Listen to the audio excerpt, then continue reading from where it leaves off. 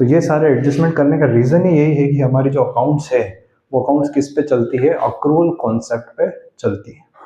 Hello friends, how are you doing. आज का हमारा टॉपिक जो है वो है अकाउंटिंग कॉन्सेप्ट्स, अजम्पशंस और प्रिंसिपल्स। ये तीनों वर्ड हम इसके लिए यूज़ करते हैं। कभी कभी हम इसको प्रिंसिपल्स भी बोलते हैं, अजम्पशन भी बोलते हैं, कॉन्सेप्ट भी बोलते हैं। तो आपको बुक में अलग अलग नाम से इसको दे रखा है और यह तीनों नाम हम यूज़ कर सकते हैं। तो accounting concept, assumption, principle same होते हैं। हम इसको पढ़ने वाले हैं। इसके अंदर कुछ फंडामेंटल होते हैं और कुछ अदर्स होते हैं। तो एक एक करके हम इसको डिस्कस करेंगे। आज हम फर्स्ट पार्ट के अंदर शुरू के जो हमारे इंपॉर्टेंट 5 और 6 अजम्पशंस को हम आज डिस्कस करेंगे। बाकी हम नेक्स्ट पार्ट में करेंगे। फ्रेंड्स, फर्स्ट हम शुरू करेंगे फंडामेंटल अकाउंटिंग अजम्पशंस से और इसके अंदर हमारे पास तीनों है, going concern, consistency and accrual. तो सबसे पहले हमारे पास है going concern assumption. Going concern assumption क्या होता है? इसका नाम से क्लियर है कि हम ये अज्यूम करके चलते हैं कि जो हमारा बिजनेस है वो एक फोर्सेबल पीरियड के लिए, फोर्सेबल फ्यूचर तक चलता रहेगा। यानी हम अभी से ये नहीं कह सकते कि हम बिजनेस कब बंद करने वाले हैं। आप ये सोच के बिजनेस नहीं चलाओगे कि हम बिजनेस नियर फ्यूचर में बंद कर देंगे या उसको स्केल इट डाउन कर देंगे। तो अकाउंटिंग का पर्सपेक्टिव यही बन जाता है कि हमारा जो बिजनेस है हमें नहीं पता कब बंद होने वाला है, वो चलता रहेगा, वो कंटिन्यू चलता रहेगा। तो इसके अंदर हो जाता है हमारा business will continue for a foreseeable future. यानी हमें नहीं पता कि कब तक वो चलेगा, लेकिन फोरसेबल जहाँ तक हम देख सकते हैं इनटू द फ्यूचर वो चलता रहेगा। At the same level of operation, no intention to scale it down. और यही सारे जो ऑपरेशन हम कर रहे हैं, यानी कि जो बिजनेस जिस लेवल पे अभी चल रहा है उसी लेवल पे चलता रहेगा। उसको स्केल डाउन करने का हमारा कोई इंटेंशन नहीं है। ना तो उसको बहुत ज़्यादा रिड्यूस करना है, ना उसको बंद करना। हम ये सोच के बिजनेस चलाते हैं और यही ओपिनियन के साथ हम अकाउंटिंग करते हैं। इसके पीछे रीजन बन जाता है, ये किसका रीजन बन जाता है? कैपिटल एक्सपेंडिचर और रेवेन्यू एक्सपेंडिचर का। मतलब ये कि हम क्या करते हैं इसके अंदर कि जो आपने अकाउंटिंग के अंदर पढ़ा होगा कि कुछ कैपिटल एक्सपेंडिचर होते हैं, कुछ रेवेन्यू एक्सपेंडिचर होते हैं। Revenue expenditure day to day expenditure होते हैं जो रोज़ आपको करने पड़ते हैं, और वही एक्सपेंडिचर होते हैं जो हमारे बिजनेस को चलाते हैं। दूसरे एक्सपेंडिचर जो होते हैं वो कैपिटल एक्सपेंडिचर होते हैं, वो लॉन्ग टर्म नेचर का होता है। रेवेन्यू एक्सपेंडिचर का जो बेनिफिट है वो शॉर्ट टर्म है, वो आपने आज पे किया और आज ही आपको बेनिफिट मिल जाएगा या शॉर्ट टर्म में। कैपिटल एक्सपेंडिचर जो है उसका लॉन्ग टर्म बेनिफिट होता है। जैसे कि आपने बिल्डिंग परचेज की, बिल्डिंग के ऊपर कोई फ्लोर बना दिया, बहुत सारा कंस्ट्रक्शन करवाया, फर्नीचर लगवाया, तो ये सब कैपिटल एक्सपेंडिचर है। तो कोई एक्सपेंडिचर लॉन्ग टर्म है या कोई एक्सपेंडिचर शॉर्ट टर्म है, ये इस बात पे डिपेंड करता है कि हम गोइंग कंसर्न को फॉलो करते हैं कि नहीं करते हैं। क्योंकि गोइंग कंसर्न ही बताएगा कि बिजनेस चलता रहेगा, तभी जाकर के कुछ एक्सपेंडिचर शॉर्ट टर्म हो जाएंगे और कुछ लॉन्ग टर्म हो जाएंगे। और इसी के बेसिस पे डेप्रिसिएशन भी लगता है। डेप्रिसिएशन का मतलब क्या है कि जहाँ पे असेट्स की वैल्यू को हम रिड्यूस करते हैं, बहुत सारे रीजन की वजह से, जो हम उस चैप्टर में पढ़ेंगे। तो डेप्रिसिएशन हम क्यों लगा रहे हैं, हम असेट की वैल्यू को रिड्यूस क्यों कर रहे हैं? क्योंकि हमें पता है कि जो असेट है वो लॉन्ग टर्म पर्पस के लिए हमने रखी हुई है, चाहे वो फर्नीचर हो, चाहे बिल्डिंग हो, प्रॉपर्टी हो, इक्विपमेंट्स हो, कुछ भी हो। तो लॉन्ग टर्म पर्पस के लिए जब हम असेट्स को लेकर आते हैं, उसके अंदर रिडक्शन होगा, उसको हम डेप्रिसिएशन बोलते हैं। अगर गोइंग कंसर्न कॉन्सेप्ट ही नहीं होगा तो लॉन्ग टर्म और शॉर्ट टर्म की कोई डेफिनेशन होगी नहीं, तो असेट्स पे कोई डेप्रिसिएशन भी नहीं लगेगा। इसलिए गोइंग कंसर्न बहुत इंपॉर्टेंट है। अगर आपके सामने एक क्वेश्चन आता है कि हम डेप्रिसिएशन किस अजम्पशन या कॉन्सेप्ट की वजह से लगाते हैं, दो ऑप्शन में आपको कंफ्यूजन रहेगा। एक तो गोइंग कंसर्न जो अभी आपको मैंने बताया, और दूसरा होता है हिस्टोरिकल कॉस्ट कॉन्सेप्ट। तो याद रखना, इसका आंसर हमेशा होगा गोइंग कंसर्न कॉन्सेप्ट। हमेशा डेप्रिसिएशन लगाने का रीजन होता है गोइंग कंसर्न कॉन्सेप्ट। तो फ्रेंड्स, नेक्स्ट हमारे पास अजम्पशन है या फिर प्रिंसिपल है कंसिस्टेंसी अजम्पशन। कंसिस्टेंसी से नाम से क्लियर हो रहा है, कंसिस्टेंट आपको रहना है। अकाउंट्स के अंदर जो प्रैक्टिसेस आपने एक बार अपना ली, एक बार अडॉप्ट कर ली, उन्हीं प्रैक्टिसेस को आप बार बार फॉलो करोगे। जैसे आपके स्कूल में हो गया, कोचिंग पे हो गया, अगर कोई यूनिफॉर्म है तो वही यूनिफॉर्म आप हर साल रखते हो सकता है, हाँ रेयरली हम कभी उसको चेंज कर सकते हैं। ऐसा तो नहीं कि हर 6 महीने में हम यूनिफॉर्म चेंज कर रहे हैं। तो हमने कुछ कंसिस्टेंट रखा ताकि हमारी एक आइडेंटिटी मेंटेन हो और सामने वाले को, लोगों को कंफ्यूजन नहीं हो। तो हमारे अकाउंट्स के जो यूजर्स होते हैं, आप चाहो तो वो वीडियो देख सकते हो जिसमें मैंने यूजर्स को और ऑब्जेक्टिव्स को और मीनिंग ऑफ अकाउंटेंसी को डिस्कस किया था।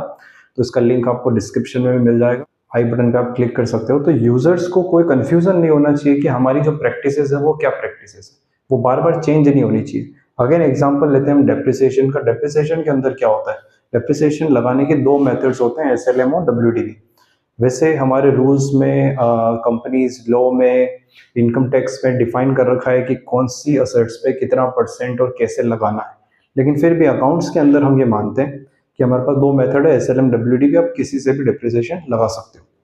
अब किसी असेट के लिए आपने एसएलएम ले लिया तो हर साल या हर 6 महीने में आप उसको चेंज नहीं करोगे कि नहीं एसएलएम ले लिया तो अब एसएलएम हटा के हम डब्ल्यूडी भी कर देते हैं, फिर डब्ल्यूडी भी हटा के फिर एसएलएम कर दिया। तो वो प्रैक्टिसेस को कंटिन्यू रखना है ताकि सामने वाले को यूजर्स को कंफ्यूजन नहीं हो और हमारी जो अकाउंट्स के अंदर हम कैलकुलेशन कर रहे हैं वो भी बिल्कुल एक्यूरेट रहे। नेक्स्ट और सबसे इंपॉर्टेंट आता है यहाँ पे अक्रूवल अजम्पशन।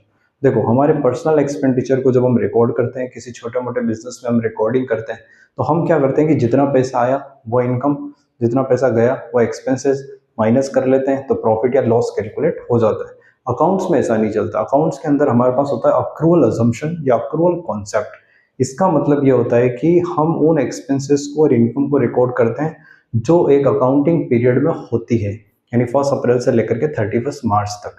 अब वो हो सकता है उन एक्सपेंसेस का पेमेंट बाद में हो रहा हो, जैसे फॉर एग्जांपल हम हर महीने रेंट पे कर रहे हैं, तो हर महीने हम रेंट पे करेंगे, इसी तरह से पे करते हुए हमने मार्च का रेंट पे किया, मार्च 2025, लेकिन उस रेंट का पेमेंट हमने अप्रैल में किया। अब अप्रैल में तो नेक्स्ट ईयर आ गया क्योंकि 1 अप्रैल से हमारा ईयर चेंज हो जाता है, तो उस रेंट को हम कब रिकॉर्ड करेंगे, उस रेंट को हम कौन से ईयर का खर्चा मानेंगे, क्योंकि अप्रैल से तो नया साल चालू हो गया और मार्च में पुराना साल अपना बंद हो गया, तो हम उस रेंट को लास्ट ईयर का ही एक्सपेंसेस मानेंगे क्योंकि वो एक्सपेंसेस मार्च का था, पेमेंट चाहे आपने अप्रैल में किया हो। तो इसे बोलते हैं हम अक्रूवल कॉन्सेप्ट। तो जब का खर्चा है, जिस दिन का, जिस साल का, जिस महीने का खर्चा है, तब उसको रिकॉर्ड करना है। इसी तरह से इनकम में भी यही अप्लाई हम करते हैं। इसी अजम्पशन पे जो अभी मैंने आपको समझाया, इस पे हमारा एक चैप्टर भी है जिसको हम आगे डिस्कस करेंगे, अक्रूवल और कैश दोनों कॉन्सेप्ट में क्या डिफरेंस है और कैसे कैलकुलेशन होती है। तो वो अकाउंट समझने के लिए बहुत अच्छा चैप्टर है। तो इसके बेसिस पे क्या करते हैं, इसके बेसिस पे हम ये करते हैं कि जो हमारे आउटस्टैंडिंग, एक्रूड, एडवांस, प्रीपेड, इनके एडजस्टमेंट करते हैं, जो हम पढ़ेंगे लास्ट में, जो फाइनेंशियल स्टेटमेंट बनाना हम सीखेंगे तब उसके साथ साथ कुछ एडजस्टमेंट होते हैं। तो ये सारे एडजस्टमेंट करने का रीज़न ही यही है कि हमारी जो अकाउंट्स है वो अकाउंट्स किस पे चलती है, अक्रूवल कॉन्सेप्ट पे चलती है। तो फ्रेंड्स ये थे हमारे फंडामेंटल अकाउंटिंग कॉन्सेप्ट्स या फिर प्रिंसिपल या फिर अजम्पशन। आपको याद रखना है कि कौन कौन से फंडामेंटल्स है, वो है हमारे पास going concern, consistency and accrual assumption. Next हमारे पास जो अकाउंटिंग अजम्पशंस होते हैं यानी अदर्स के कैटेगरी में हम उन्हें रखते हैं। फर्स्ट है business entity concept. Business entity concept क्या होता है, one of the most important concept ये है, entries are recorded from the point of view of business. इसका मतलब ये हुआ कि जब हम अकाउंटिंग कर रहे हैं, अकाउंटिंग के अंदर जब हम एंट्रीज पास कर रहे हैं, अकाउंट्स बना रहे हैं, लेजर बना रहे हैं, जर्नल एंट्री कर रहे हैं, तो वो सब हम बिजनेस के लिए कर रहे हैं, ओनर के लिए नहीं कर रहे हैं। यहाँ पर आप याद रखो कि ओनर और बिजनेस दोनों का सेपरेट एग्जिस्टेंस होता है। हम ये नहीं मानते कि ओनर ने बिजनेस लगाया तो बिजनेस अब ओनर का है, तो जो ओनर कर रहा है वही बिजनेस भी कर रहा है। ओनर को पैसा चाहिए तो बिजनेस को भी चाहिए, ओनर ने पैसा निकाल लिया बिजनेस से तो वो ओनर का ही पैसा, हम ये अज्यूम नहीं करते। हम ये मान के चलते हैं कि ओनर अलग है, बिजनेस अलग है, दोनों का सेपरेट एग्जिस्टेंस है। और बिजनेस जो है, जो हम एंट्रीज कर रहे हैं बिजनेस के अंदर, अकाउंट्स के अंदर, वो सब हम बिजनेस के लिए कर रहे हैं, ना कि ओनर के लिए कर रहे हैं। तो ओनर को हम एक कह सकते हैं कि इंटरनल हम मानते हैं उसको पार्टी, लेकिन उसको हम बिजनेस से अलग मानते हैं, एक अदर पार्टी मानते हैं। कैपिटल बिकम्स इंटरनल लाइबिलिटी, इसीलिए हम कैपिटल को इंटरनल लाइबिलिटी भी बोलते हैं, क्योंकि बिजनेस का अपना तो कोई पैसा है नहीं, बिजनेस में पैसा कहाँ से आया, ओनर ने इन्वेस्ट किया, तो ओनर ने जो भी इन्वेस्ट किया कैपिटल, बिजनेस के लिए एक इंटरनल लाइबिलिटी। इसीलिए हम बैलेंस शीट जब बनाते हैं तो लाइबिलिटी साइड हम क्या करते हैं, कैपिटल को शो करते हैं। दूसरा, ड्रॉइंग्स आर एक्सपेंसेस, और ओनर जो भी ड्रॉइंग्स कर रहा है, अब ओनर तो ये कह सकता है कि मैंने ही बिजनेस लगाया, मैंने बिजनेस लगाया तो मैं कभी भी पैसा निकाल सकता हूँ, ऐसा नहीं है। जब भी ओनर पैसा निकालेगा, बिजनेस उसको एक एक्सपेंस की तरह रिकॉर्ड करेगा। जैसे किसी को सैलरी देना, इलेक्ट्रिसिटी बिल को पे करना, वैसे ही ड्रॉइंग्स भी ओनर जब पैसा निकाल रहा है उसको भी हम एक्सपेंस मानते हैं। तो इसको हम बोलते हैं बिजनेस एंटिटी कॉन्सेप्ट। याद रखना इस किसके बारे में, ओनर के बारे में, बिजनेस के बारे में, कि वो दोनों अलग है। और एग्जाम्पल में कैपिटल एक इंटरनल लाइबिलिटी है, ड्रॉइंग्स हमारे लिए क्या है, एक्सपेंसेस होते हैं। Money measurement concept. Money measurement concept के अंदर क्या है कि अकाउंट्स के अंदर हम उसी चीज़ को रिकॉर्ड कर सकते हैं जिसको हम मनी में मेजर कर सकते हैं। वो सारी चीज़ें जो बिजनेस में होती है लेकिन उनका मेजरमेंट पैसों में, मनी में, चाहे वो रुपीज़ हो, डॉलर हो, यूरो हो, उसमें अगर हम मेजर नहीं कर सकते तो अकाउंट्स में हम उसको रिकॉर्ड भी नहीं कर सकते। तो transaction can not be measured in money are not recorded. Simple सी बात है, हम उसे रिकॉर्ड नहीं करेंगे। Money is common denominator, money में ही हर चीज़ को डिफाइन करना है। हमारे पास फर्नीचर कितना है, हम ये नहीं बोलेंगे कि कौन सी क्वालिटी का फर्नीचर है। अकाउंट्स के अंदर हाँ क्वालिटी इंपॉर्टेंट है, वो बात की बात है, लेकिन अकाउंट्स के अंदर हम क्या बोलेंगे, कितने रुपए का फर्नीचर है। हम ये नहीं बोलेंगे कि एम्प्लॉय बहुत ज़्यादा काम करता है, कम काम करता है। हम ये बोलेंगे कि इस एम्प्लॉय की कितनी सैलरी है, उस एम्प्लॉय की कितनी सैलरी, पैसा कितना देना है।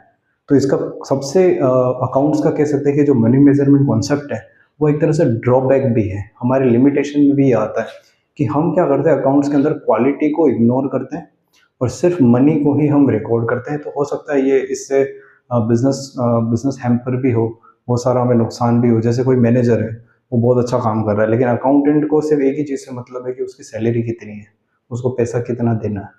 तो हम अच्छा काम बुरा काम यहाँ पे इग्नोर करके मनी मेजरमेंट कॉन्सेप्ट में सिर्फ हम एक ही चीज़ पे बात करते हैं, मनी। मनी के अंदर सबको वैल्यू करना है और रिकॉर्ड करना है, वही हमारा कॉमन डिनोमिनेटर, कॉमन यूनिट होगी। नेक्स्ट है अकाउंटिंग पीरियड कॉन्सेप्ट। जैसा अभी अपने अक्रूवल अजम्पशन में पढ़ा कि हमारे लिए क्या होता है कि अकाउंटिंग पीरियड होता है। अब देखो बिजनेस तो कंटिन्यू चल रहा है, बिजनेस तो कभी रुकेगा नहीं। तो बिजनेस जब रुक नहीं रहा है तो हम अकाउंटिंग करेंगे कैसे, हम प्रॉफिट और लॉस कैलकुलेट कैसे करेंगे। तो हम क्या करते हैं, बिजनेस की जो साइकिल है, चाहे वो 10 ईयर्स, तो बहुत सारे बिजनेस कंपनीज ऐसी भी है जो 100 ईयर्स से ज़्यादा चल रही है।